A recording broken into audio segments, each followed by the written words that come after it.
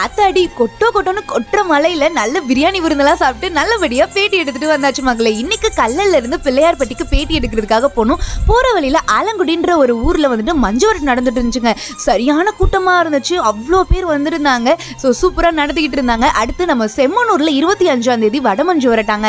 So அதை பத்தி பேசிட்டு இருந்தாங்க. கண்டிப்பா வரணும் அப்படின்னு சொல்லி அடுத்து அங்கிருந்து பிள்ளையார்பட்டிக்கு வந்தாச்சு. பிள்ளையார்பட்டி வேதாவையும் பார்த்தாச்சு. வந்த உடனே தம்பிங்க வந்துட்டு எல்லாருமே ஜூஸ் குடிச்சிட்டு தான் ஆரம்பிக்கணும் அப்படின்னு சொல்லி பாசமா ஜூஸ்லாம் வாங்கி கொடுத்தாங்க. ஸோ ஜூஸும் குடிச்சிட்டு பேட்டி எடுக்க ஸ்டார்ட் பண்ணலான்னா இன்னைக்கும் ட்ரை பண்ண வச்சுட்டு வந்துட்டேங்க. ஸோ அதனால என்ன பண்ணுறது, பைக் மேலே கேமரா பேக்கு, அதுக்கு மேலே கேமராவை வச்சு எடுத்துக்கிட்டு இருந்தோம். ஸோ பிள்ளையார்பட்டி வேதா குரூப்ஸ் தான் இன்னைக்கு பேட்டி எடுக்க வந்திருந்தோம். சூப்பராக பேசியிருந்தாங்க. தன்னோட காளையை பற்றி பேசினதையும் தாண்டி வீரர்களை பற்றி நிறைய விஷயங்கள் வந்துட்டு சூப்பராக பேசினாங்க.